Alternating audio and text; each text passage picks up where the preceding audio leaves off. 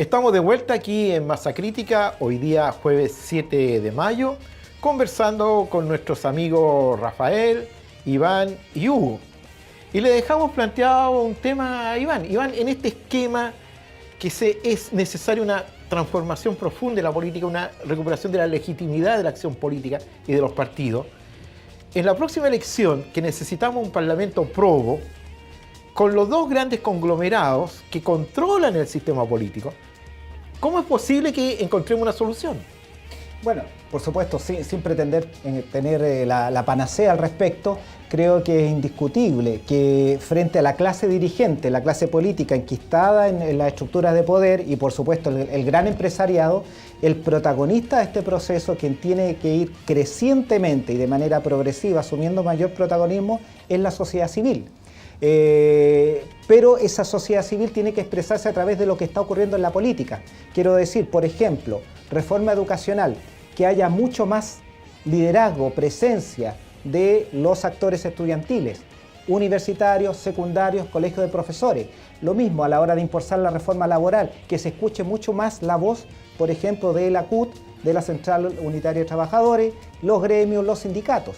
Creo que es la única vía en la que la sociedad civil lo va a lograr a través de una presión, pero también del diálogo con la institucionalidad política, abrir cauces que signifiquen fortalecer instituciones democráticas y fortalecer valores democráticos. Un retroceso, frenar, paralizar las reformas, creo que sería lo peor que le podría ocurrir a Chile. ¿Tú sospechas que hay alguien que quiera frenar la reforma?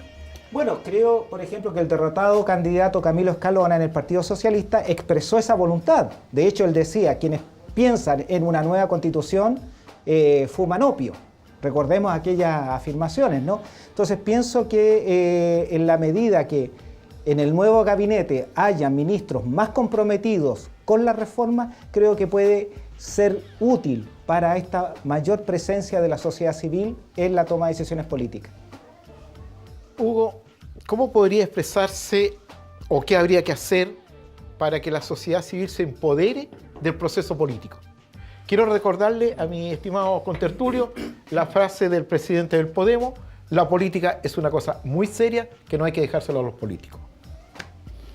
Bueno, yo creo que lo que debemos hacer los ciudadanos, las personas, hombres, mujeres, comunes y corrientes, es también informarnos más. Yo creo que también nosotros como ciudadanos tenemos una tarea, una obligación, y probablemente una de las razones de la crisis también es porque nosotros los ciudadanos comunes y corrientes, los de la calle, tal vez hemos abdicado de nuestros deberes ciudadanos.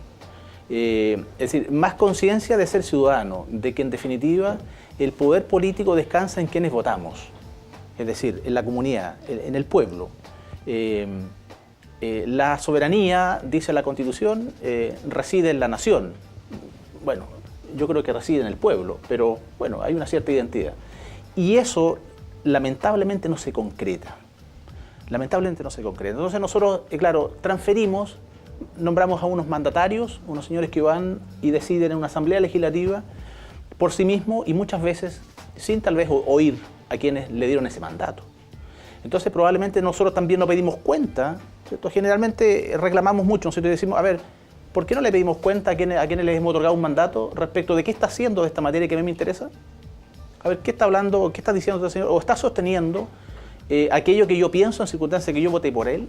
Creo que nosotros los ciudadanos no tenemos mucha conciencia y tal vez nos falta ahí formación política en el sentido de ser unos... A ver, seguimos siendo ciudadanos y seguimos siendo de la calle, pero con más conciencia de nuestro rol. Y pienso que nosotros vamos a controlar bastante más a quienes gobiernan, ¿eh? A quienes gobiernan. Y vamos gobiernan por mandato nuestro. Por mandato nuestro, por supuesto. Pero no obstante, lamentablemente, se olvidan, parece, los representantes se olvidan de los representados. Y terminan siendo, al final de cuentas, y hay una cierta identificación entre los representados. Entre ellos ya o no se distingue quién postula tal o cual idea, entonces tenemos una idea negativa de los políticos. Ya al final los tenemos a todos puestos en un solo lugar, en un lugar donde no lo estamos enjuiciando bien, naturalmente. Profesor. Mire, yo creo, yo estoy tan de acuerdo con el profesor. Primero tenemos que hacer un combate a los analfabetos políticos, que son muchos. O sea, esta población es una población muy divertida. Habla contra los políticos, los quiere matar, entonces ya, hagamos el experimento. hagamos una tremenda hoguera, o si quieres Revolución Francesa, sacamos el camino a la guillotina. Bueno, le cortan la cabeza a todo. ¿Y a quién colocamos? Bueno, salvo a los que nos gusta la anarquía, puede ser colocamos la anarquía. ¿Ya? Si no hay gobierno, estamos bien. Es una manera, es la gracia. Pero mira, yo creo que lo dramático es que si uno lee a Burke, que es el padre de la democracia representativa, dice, cuando tú entregas al representante durante los 4 años puede hacer lo que quiera. Así decía Burke, ¿no es cierto? Es un enemigo de la Revolución Francesa. Bueno, Rousseau decía lo contrario, decía, los ingleses creen que están en democracia porque votan cada 4 años. Entonces, yo creo que una de las claves que tú bien decías es la idea de la democracia directa, en la cual aceptemos una de las ideas muy centrales que se llama la revocación de mandato. Que al menos podríamos, entonces, si a mí no me gusta el que elegí, durante el segundo año puedo sacarlo. O si no me gusta el presidente de la República, también puedo sacarlo. Eso sería una solución. Ahora, tiene el problema que Weber lo planteó muy bien, que se llama la democracia plebiscitaria, que es un peligro, o sea, para Weber, no sé si en sí puede ser un peligro. Y entonces nos acercaríamos bastante a Chávez. Pero yo creo que en todo caso tenemos que hacer una mezcla de eso. Hay que reconocer que la democracia directa se practica muy bien en Uruguay, que es una de las mejores democracias. Y según el cientista político Altman, dice bien que la mayoría de los plebiscitos los pierden a veces los poderes. O sea que no quiere decir que el plebiscito por sí solo te mantenga en el poder, aunque es rico, es tentador. Yo de repente, Marco, que mi sobrino decía, ay, si llegamos al poder con varios revocatorios nos quedamos toda la vida. Es una tentación, es una posibilidad. Pero yo creo que la solución, en eso es que estamos todos de acuerdo, yo creo, ¿no? Buscar una nueva constitución que por primera vez en la historia de Chile salga de una asamblea constituyente o salga de una asamblea popular. Nosotros no tenemos las cortes constituyentes como en España, pero tenemos que tener un proceso de ese tipo. Yo un día le dije a mis compañeros, de repente dije una conferencia, lo dije con toda franqueza, es imposible que haya cambio constitucional si no hay una situación constitucional, que es distinto que proceso. La señora Bachelet inventó una cosa de los procesos, parece que la tomó el diputado Rincón, no sé dónde se le ocurrió esta tontería del proceso. Los procesos terminan finalmente en situaciones constitucionales. Y las instituciones constitucionales es cuando el pueblo asume su poder para reformar la Constitución. Acordémonos bien, los constituyentes no tienen el poder lo tiene el pueblo, porque tiene que ser plebiscitada posteriormente y además el pueblo puede incluso revocar a los constituyentes. Esa es la idea. Ahora, que esto no es fácil, deja terminar con una sola idea, para que los analfabetos le tomen terror a esto. Los procesos constituyentes o los grandes cambios constitucionales son difíciles. Son procesos complicados en la historia del mundo, o sea, ningún pueblo pasa fácilmente por esto. Pero yo tomaría por último tu idea, hagamos una campaña de alfabetización política. Este pueblo es muy analfabeto. Si eligió a la señora, si hace un año adoraban a la señora y como Jesucristo lo están crucificando a la pobre.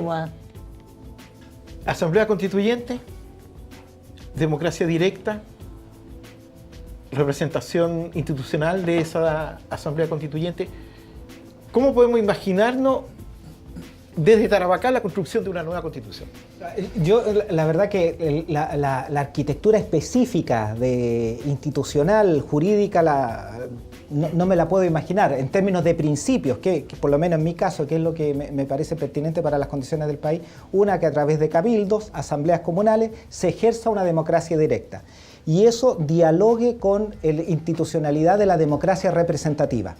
Creo que para el caso chileno es lo que permitiría un molde social, político e institucional que inyecte las debidas dosis e indispensables dosis de legitimidad, de reconocimiento y luego someterlo a un plebiscito, por ejemplo. Puede haber distintas configuraciones específicas, pero yo no me atrevería a amarrarme con una en específico. Lo que sí es cierto, y yo insistiría mucho, en el carácter transversal de la movilización democrática. Por ejemplo, que temas curriculares que tienen que ver con formación cívica, formación para la democracia, también entren en el currículum de nuestros niños, de las escuelas, las medias y las universidades. Efectivamente, esta noción de ética social, de ética pública, de valorar lo público, tiene que entrar con muchísima más fuerza en lo que enseñan nuestros profesores y en lo que aprenden nuestros alumnos desde, ojalá, la escuela parvularia hasta la universidad. Hay un cierto, ustedes lo han dicho, un cierto analfabetismo político. Cuando se planteó la idea de una reforma constitucional, por parte de la presidenta, hay sectores que no saben lo que es esto. Entonces, Hugo, ¿qué es lo que es una constitución? Mira, a ver, yo creo que hay varias cosas que... A ver, yo creo que hay conocimientos técnicos en esto que, claro, lo manejan probablemente los que tienen conocimientos técnicos en esto, que son, bueno, o los políticos y también los juristas, ¿no? La Constitución es un texto jurídico, es una norma legal, ¿no? O, claro, es una ley, la ley fundamental, no sé si se dice la Carta Fundamental. La Carta Fundamental, como toda ley, nosotros es una construcción que tiene una cierta lógica y, por lo tanto, claro, requiere un conocimiento técnico, ¿no? No obstante, la Constitución en realidad está compuesta de partes muy sencillas. Lo que hace la Constitución es regular el poder. Y cuando gobernaba el monarca absoluto, no requería una Constitución, no la necesitaba porque todavía le hacía derivar su poder de Dios. Cuando eso cambia y se dice, no, el poder reside en la ciudadanía, en los hombres, en la ciudadanía, en el pueblo, bueno, por lo tanto el pueblo tiene derecho entonces a darse una constitución. Y lo que se hizo fue entonces decir, mira, como el poder está reunido, hay que separarlo. Y ahí entonces viene la separación de los poderes del Estado, las funciones, la función judicial, la función ejecutiva, la función legislativa. Entonces aquí en la función judicial están los jueces, en la función ejecutiva está el presidente de la República o director supremo, primer ministro, como se le llame, y en la función legislativa una asamblea legislativa, ¿no? ¿Quién va? Es decir, se da cuenta que al final de cuentas ese es el diseño político. Y como un elemento esencial, el reconocimiento y más bien la objetivación de derechos esenciales, los derechos fundamentales, los derechos humanos puestos en la Constitución, ¿no? Y eso en realidad técnicamente, dicho así, yo creo que todo hombre común tiene una noción al menos elemental de esto. Cuando yo digo concepto de analfabetismo, en realidad no es tanto el analfabetismo. Yo creo que el hombre tiene conciencia, es lo que pasa, o tenemos conocimiento de esto, de cómo se maneja el poder. Lo que tal vez no hacemos es tener una actividad consciente de lo que está pasando y a intervenir cuando las cosas no andan bien. Y eso es lo que yo creo que no estamos observando hoy día, una inactividad. Si ustedes me preguntan, y si aquí estamos conversando sobre cuál es el mecanismo, ¿no? ¿Es la Asamblea Constituyente para una nueva Constitución? Bueno, cualquiera sea. Lo importante es lo siguiente. El poder constituyente reside en el pueblo. El pueblo no necesita preguntarle a las autoridades de turno si pueden o no darse una nueva constitución. No necesitan preguntarle. Darse una nueva constitución no está autorizado en ninguna norma jurídica. Es una atribución que tenemos todos y cada cual. Y la ejercemos cuando queramos. Así está concebido. Por lo tanto, yo creo de que una nueva constitución debe nacer en el diálogo entre los vecinos, en el barrio. Sentarse a conversar cómo deberían ser los derechos fundamentales. ¿O qué derechos fundamentales deberían de estar? Deberían estar en el nuevo texto. Y eso probablemente después habrá que nombrar algunos técnicos que se dediquen a redactarlo. Pero ¿quién dice esos criterios? Es el hombre común. Yo creo que el hombre común tiene conciencia de sus derechos. Piensa en una cosa tan simple como esta.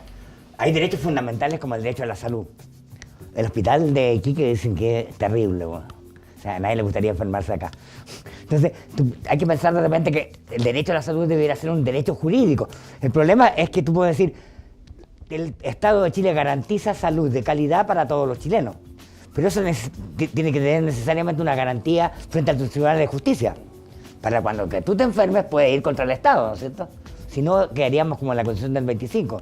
La educación es preocupación primordial del Estado. Pero si no hay garantías de educación de calidad, no sirve. Entonces, mi propuesta en eso sería simple, digamos. Convertir estos derechos y garantías en garantías efectivas y no puramente declarativas, como siempre ocurre. Porque tú dices, derechos humanos, hay derechos humanos de cuarta generación. Estos derechos al medio ambiente ahora que están de moda. Pero si no están garantizados en la realidad, no sirven para nada. Y mi otro tema que tengo muy de fondo es que tiene que haber también un cambio en el régimen político. Este régimen monárquico presidencial es único en el mundo. O sea, no único en el mundo, es muy Latinoamérica. Pero Latinoamérica, los estados latinoamericanos no han funcionado muy bien. O sea, yo en eso soy partidario más de un régimen parlamentario que le permita salida jurídica. Porque si tú no tienes un cambio en el ministerio, ¿cómo resuelves las crisis?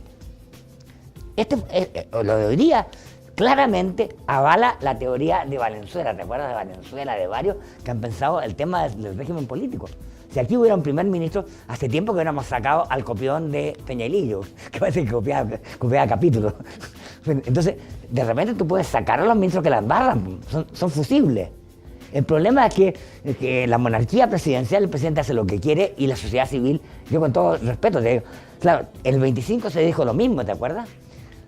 Hubo un golpe militar, eran militares, no eran militares de derecha, porque eran militares ni de izquierda ni de derecha, eran militares populistas, corporativistas, eso era más o menos esa época, para decirlo muy precisamente.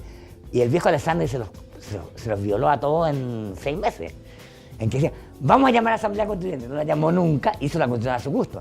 Entonces, en esta etapa tenemos que tener mucho cuidado que no nos piten de nuevo. Que digan, estamos en proceso constituyente y al final la señora llega con cualquier cosa, o sea, un conjunto de parlamentarios que lo haga como quiera. Ahora, te quiero contestar una sola cosa. Yo creo que el Parlamento no tiene legitimidad, porque hay un problema muy serio. Es un Parlamento que tiene un 80% de rechazo popular. Entonces, ¿cómo diablos van a darnos la Constitución? Es las reglas que rigen nuestra vida, bien tú lo decías. Cualquier persona puede saber las reglas que rigen tu vida. Yo no quiero que nadie me robe en mi casa, y miles de cosas que uno sabe que tiene que hacer. Bueno, lo dramático de esto es que el Parlamento chileno no tiene legitimidad. O sea, está haciendo todo en la cocina. Si tenemos cocineros como Sandívar, si se dan cuenta las cosas que tenemos, o sea, tenemos un Parlamento de muy poca respetabilidad y tenemos un Senado, pero es de lo más inútil que hay. Oye, 8 años duran los senadores chinos. En ninguna parte del mundo duran 8 años. Y un senador, y hay que decirlo, voy a hacer harta demagogia, gana un sueldo mayor que los 7 premios del loto, porque ni siquiera el chino juntado llega a esa plata, weón. Oye, yo la perdí, yo tengo unas ganas de ser diputado, hubiera sido diputado, te la estaría pasando bien. Me compro este canal, weón. Vamos a hacer una breve pausa y ya volvemos con nuestro invitado Iván Valenzuela para seguir dialogando sobre constitución, reforma constitucional, asamblea constituyente y sobre todo para ir conceptualizando para que nuestra teleaudiencia sepa manejar estos conceptos. Ya volvemos.